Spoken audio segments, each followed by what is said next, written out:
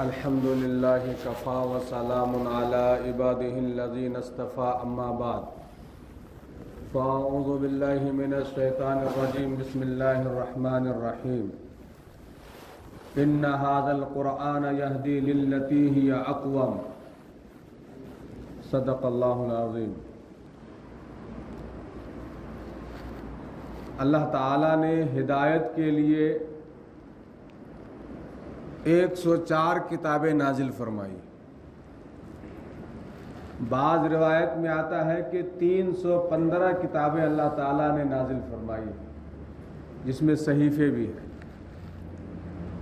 لیکن قرآن مجید وہ کتاب ہے جس کے متعلق اللہ تعالیٰ نے فرمایا ان ھذا القرآن یہدی للتی ہی اقوم، کہ قرآن جو راستہ دکھاتا ہے وہ بالکل سیدھا ہے، اس میں کوئی کجی نہیں ہے، اس میں کوئی ٹیڑھا پن نہیں ہے۔ اللہ تعالیٰ نے اقواموں کا صیغہ استعمال فرمایا اس میں تفضیل کا۔ عربی گرامر میں اس میں تفضیل کا صیغہ وہاں استعمال کیا جاتا ہے جس میں تفضیل ہو، جس میں کوئی شک و شبہ نہ ہو، بالکل سیدھا راستہ اللہ تعالیٰ نے فرمایا۔ اور اکابرین نے اس آیت کے تحت مثال دے کر سمجھایا ہے کہ جیسے ایک شفیق باپ اپنے کمسن بچے کی انگلی پکڑ کے چلتا ہے تاکہ بچہ گرنے سے بچ جائے، ٹھوکر سے بچ جائے، اور جہاں تک باپ اس کو پہنچانا چاہتا ہے بچہ وہاں تک پہنچ جائے۔ اسی طریقے سے قرآن مجید نے بھی انسان سے یہ وعدہ کیا ہے کہ اے انسانوں، اگر تم مجھ سے چمٹ کر رہو گے، میرے دامن کو تھامے رہو گے، تو میں تمہیں جو ہے سیدھا راستہ بتاؤں گا۔ لیکن شرط ہے، شرط یہ ہے کہ تعلق میں، وابستگی میں کوئی ملاوٹ نہیں ہونی چاہیے۔ جس طریقے سے حکیم ایک نسخہ لکھتا ہے، اگر اس نسخے میں کچھ دوائی اصلی ہو اور کچھ دوائی نقلی ہو تو وہ نسخہ کارگر نہیں ہوتا ہے۔ حکیم اس نسخے کو بنا تو دیتا ہے لیکن مریض کو کما حقہ شفا نہیں ملتا ہے۔ کیوں؟ اس لیے کہ اس میں ملاوٹ ہے۔ اسی طریقے سے اگر ہمارا تعلق اللہ تعالیٰ کے ساتھ مخلصانہ ہوگا، شرک اور بدعت اور اعتقادات میں جتنے بھی رکاوٹیں ہیں ان رکاوٹوں سے پاک ہو کر اگر ہم نے اپنے آپ کو اللہ کے حوالے کر دیا، پھر اللہ تعالیٰ فرماتے کہ میں بھی تمہاری انگلی پکڑ کے چلوں گا اور تمہیں منزل مقصود تک پہنچاؤں گا۔ اس لیے کہ یہ قرآن ان ھذا القرآن یہدی للتی ہی اقوم تو ہے ہی، ساتھ میں اللہ نے فرمایا وَنُنَزِّلُ مِنَ الْقُرْآنِ مَا هُوَ شِفَاءٌ وَرَحْمَةٌ لِّلْمُؤْمِنِينَ۔ یہ قرآن مجید سراپا شفا ہی شفا ہے، لیکن شرط یہ ہے کہ مریض اس قرآن سے اپنا علاج کرانا چاہتا ہو۔ اگر اس کو اس قرآن کریم پر یقین ہے اور اس قرآن سے وہ اپنے ایمان کو درست کرنا چاہتا ہے، عقیدے کو درست کرنا چاہتا ہے، اللہ اور اس کے رسول کو پہچاننا چاہتا ہے، یہ قرآن اس کو جو ہے منزل مقصود تک پہنچائے گا اور راستہ دکھائے گا اور ان کی محبت کے سلیقے بھی سکھائے گا۔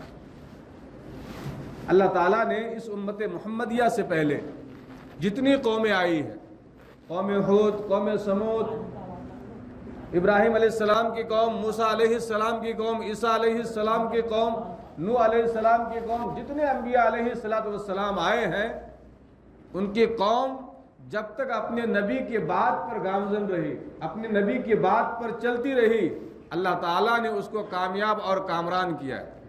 اور جب وہ اپنی نبی کی بات سے ہٹ گئے، نبی کے بتائے ہوئے نسخے کو انہوں نے چھوڑ دیا، تو پھر اللہ تعالیٰ نے ان کو ذلیل و خوار کر دیا۔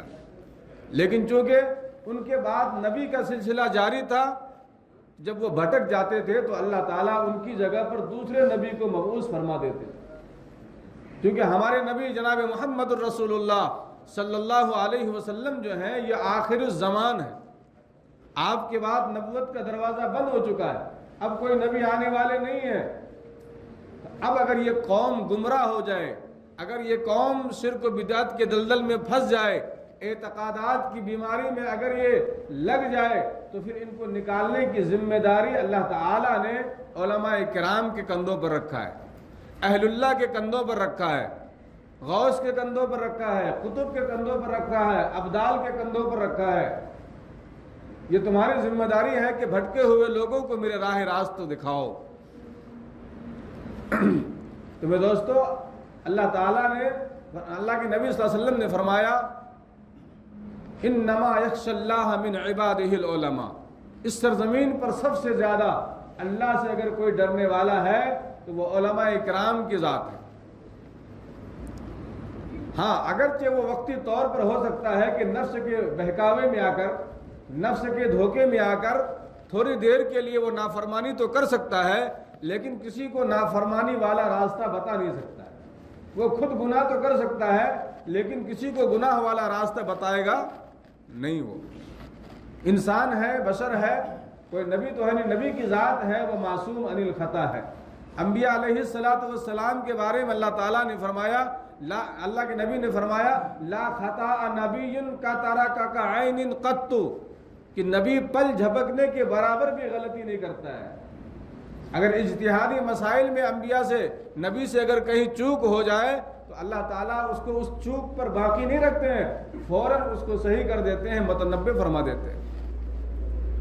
تو اللہ تعالیٰ نے فرمایا کہ تم میرے قرآن سے وابستہ ہو جاؤ، میں تمہیں سیدھا راستہ سکھاؤں گا۔ میں کہہ رہا تھا کہ پہلی قومیں اس وقت تک ہدایت پر رہی جب تک اپنے بتائے ہوئے نبی کے طریقے پر رہی، اور جب وہ اپنے نبی کے طریقے سے ہٹ گئی، اللہ نے اس کو کیا کر دیا؟ گمراہ کر دیا، ذلیل کر دیا۔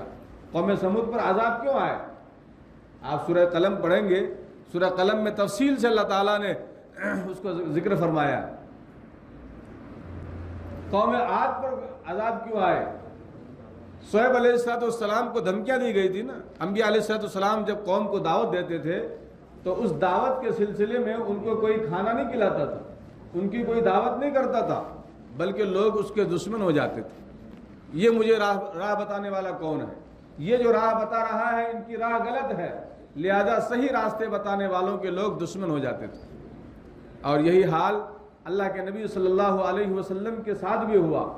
آپ صلی اللہ علیہ وسلم نے جب 40 سال کے بعد آپ نے اپنی نبوت کا اعلان فرمایا، یوں تو آپ صلی اللہ علیہ وسلم نبی اس وقت تھے بین الآدم و بین الماء والطین، جب آدم علیہ السلام گارے اور مٹی کے درمیان تھے، پانی اور مٹی کے درمیان تھے آدم علیہ السلام۔ اللہ تعالیٰ نے جناب محمد الرسول اللہ صلی اللہ علیہ وسلم کو اس وقت نبی بنا دیا تھا، لیکن آپ آئے آخر میں، اور جب آپ کی عمر 40 سال کی ہوئی اور پھر آپ نے جب اپنی نبوت کا اعلان فرمایا تو وہی ابو لہب جس نے آپ صلی اللہ علیہ وسلم کی پیدائش پر گھی کے چراغ جلائے، باندی کو آزاد کیا، وہی ابو لہب کیا کہتا ہے؟ تبا لک یا محمد، اے محمد تیرا ہاتھ خاک آلود ہو جائے۔ اب یہاں اندازہ لگائیے، اگر آپ کے بیٹے کو کوئی گالی دے، چھوٹا بچہ معصوم ہو، یا آپ کا بڑا بیٹا ہو جس سے آپ بے انتہا محبت کرتے ہیں، یا آپ کا کوئی قریبی دوست ہو جس پر آپ جان نچھاور کرتے ہیں، اور وہ آپ کے پاس مہمان بن کر آیا ہے، اگر اس کے ساتھ کوئی بدسلوکی کرے آپ کو کتنا غصہ آئے گا؟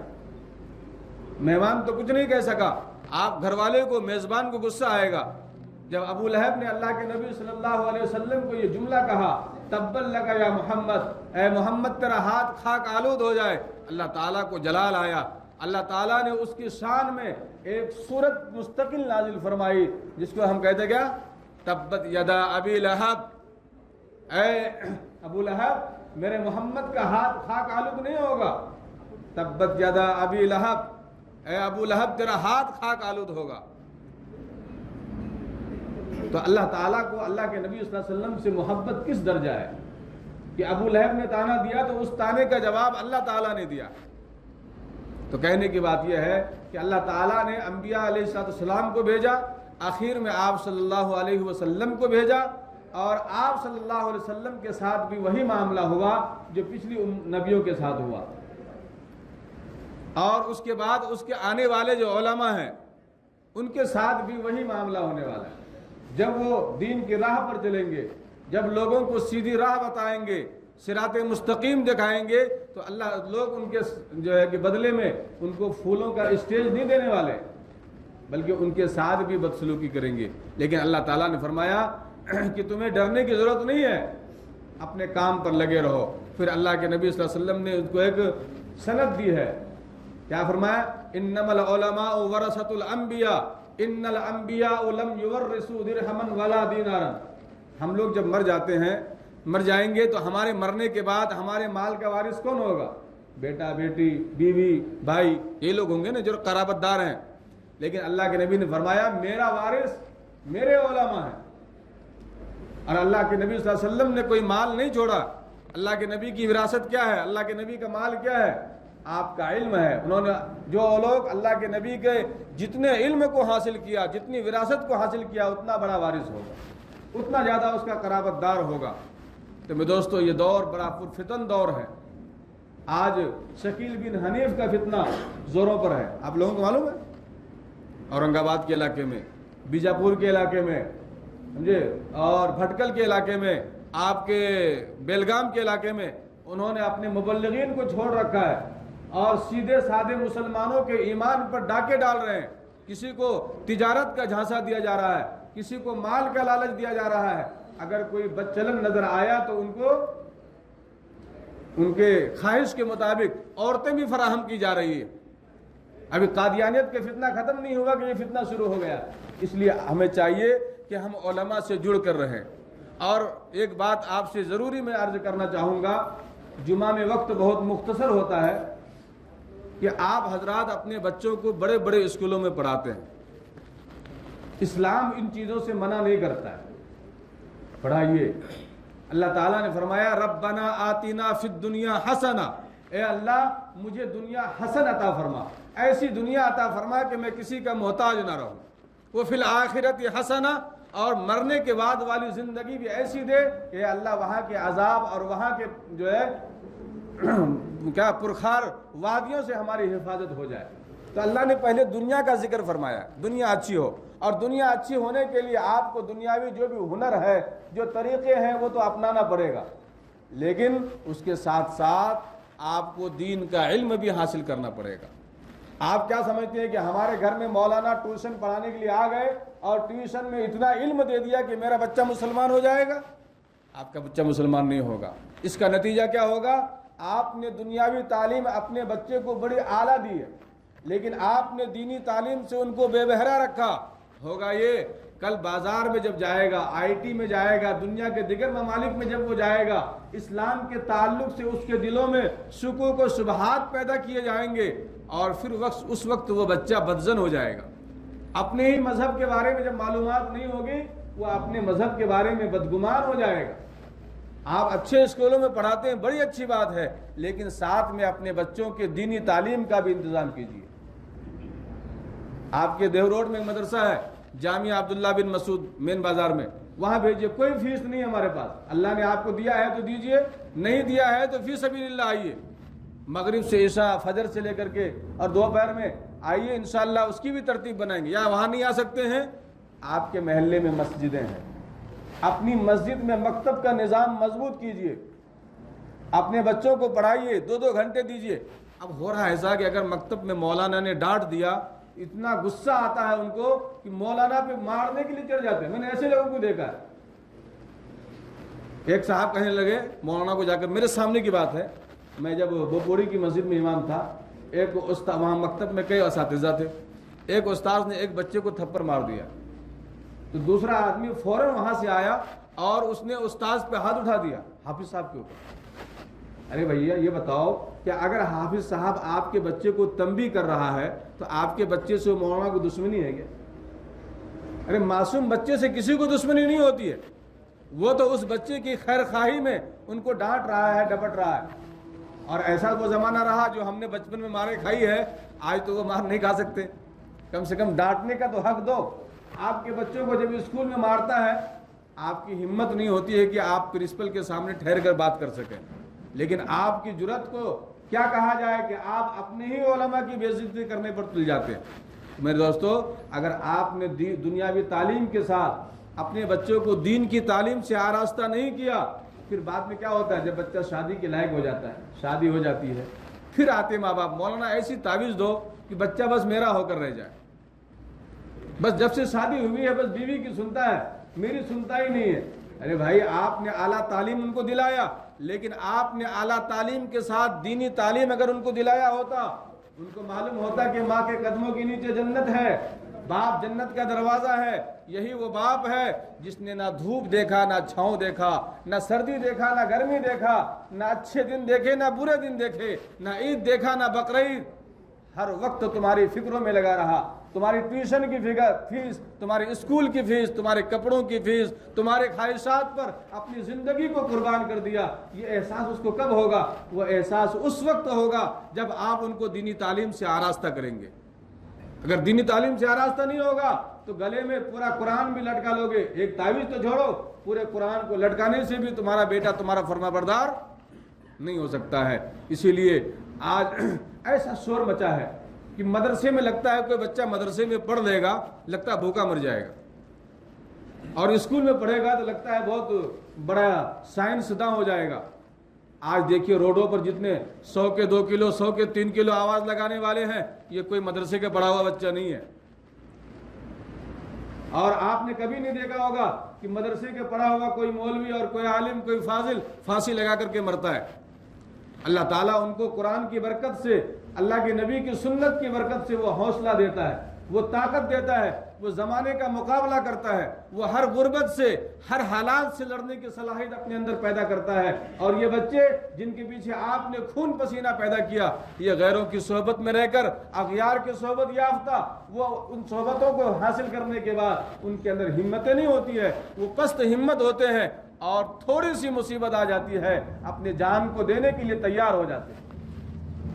میں دوستو، میری گزارش آپ لوگوں سے یہی ہے کہ علماء سے جڑ کے رہیے۔ یہ دور بڑا پرفتن ہے، شکیلیت کا دور ہے، غامدی کا دور ہے، گوہری کا دور ہے، قادیانیت کا دور ہے، نہ جانے کتنے فتنے اس زمانے میں چل رہے ہیں۔ اس لیے اگر آپ علماء سے جڑ کے رہو گے، اللہ تعالیٰ آپ کے ایمان کی حفاظت فرمائے گا۔ اگر آپ ان سے جڑے نہیں رہے تو پھر یاد رکھیے آپ کے ایمان کی سلامتی کی کوئی گارنٹی نہیں ہے۔ اللہ تعالی ہم سب کو عمل سے، کہنے سے زیادہ عمل کی توفیق عطا فرمائے۔ وآخر دعوانا ان الحمدللہ رب العالمین۔ سنتیں پڑھ لیجئے اور سامنے آ جائیے، پیچھے آنے والوں کو موقع دیجیے۔